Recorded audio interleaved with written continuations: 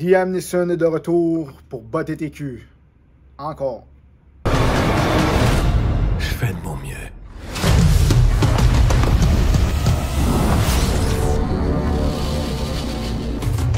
Hey, salut tout le monde. Aujourd'hui, je vous parle du nouveau film mettant en vedette Liam Neeson, Opération Blacklight, qui est présentement sur demande, puis qui va sortir en DVD le 26 avril prochain.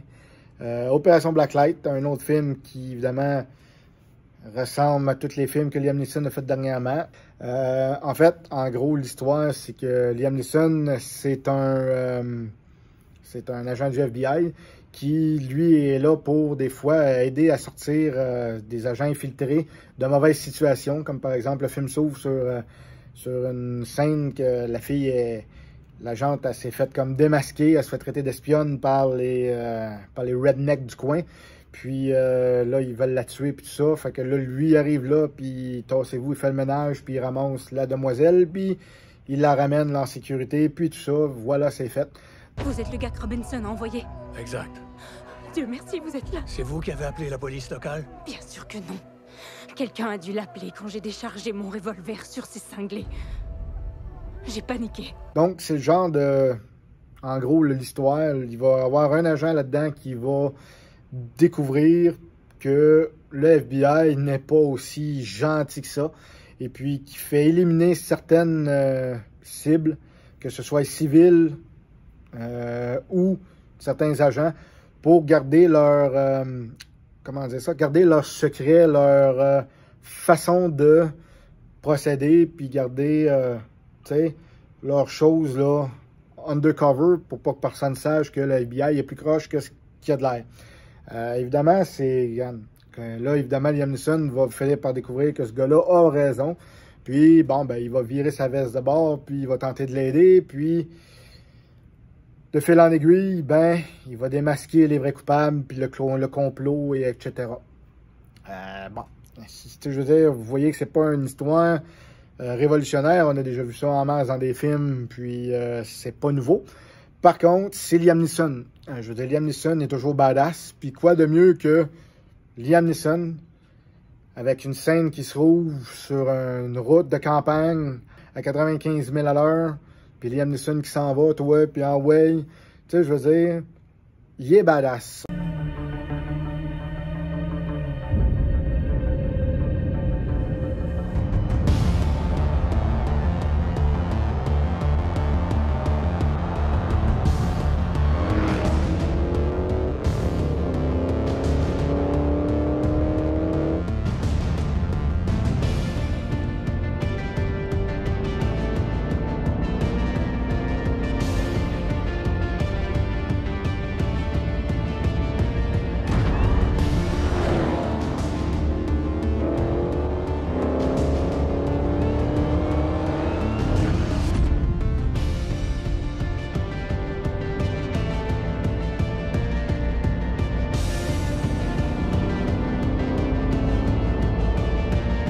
On dira ce qu'on voudra, mais Liam Neeson, il y en a dedans.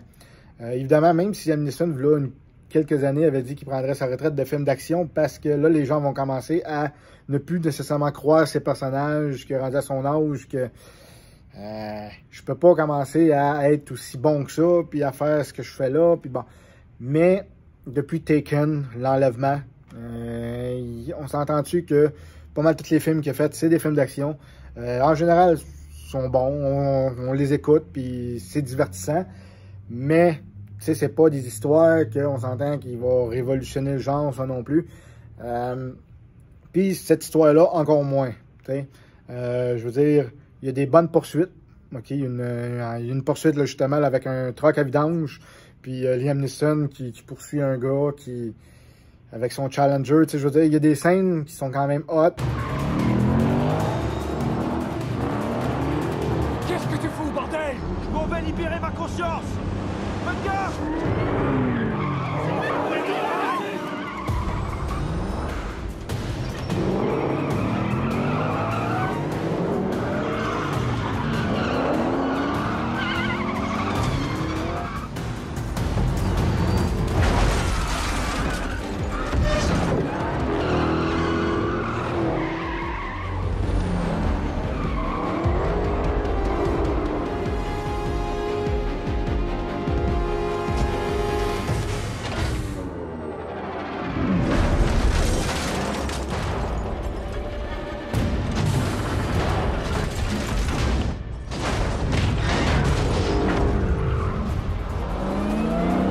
il y a une scène avec une Porsche, une Porsche 944, mais c'est une Porsche pareille. Puis un truck Cadillac. Puis tu sais, il y a des bonnes poursuites, il y a des bonnes scènes d'action. Il y a du gun que ça se tire en masse, ça c'est sûr et certain.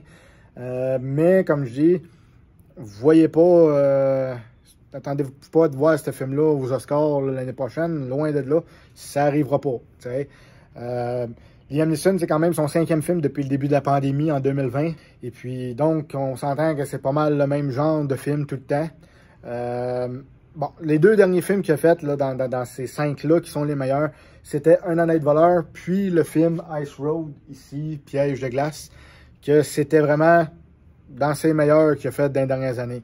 Opération Blacklight, ça s'écoute, mais je veux dire, c'est pas quelque chose que je vous recommanderais de louer sur les différentes plateformes en ligne, puis sur demande, parce que c'est cher pour rien. Puis même, je suis content de ne pas avoir été voir ça au cinéma. Mais, par contre, mais qui sortent en DVD, louez-le. Puis vous allez passer quand même un bon moment. Si vous aimez Liam Neeson, si vous avez le genre de film qu'il fait dernièrement, vous ne serez pas perdu. Puis, vous allez pouvoir constater par vous-même qu'il y a quand même des Moses de bonnes scènes d'action là-dedans. Mais, à part de ça, je veux dire, l'action ne fait pas tout. Je veux dire, ça devient cliché à un moment donné, veut pas, avec l'histoire de sa petite fille puis de sa fille à lui. Puis que là, il veut les protéger parce qu'il sait que dans le FBI, il y a des croches. Puis que, bon, je veux dire, c'est rien de révolutionnaire, là, on s'entend, mais vous allez passer un bon moment. Ça reste du Liam Neeson.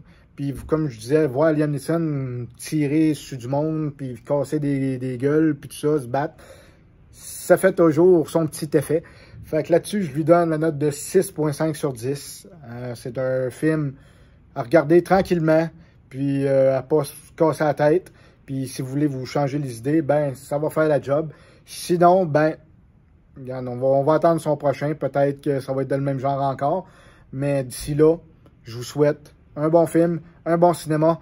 Puis, on se revoit bientôt pour une autre critique. Abonnez-vous si vous avez encore aimé ma critique, si vous voulez être au courant des prochaines. Et puis, on se revoit très bientôt. Merci, bon film!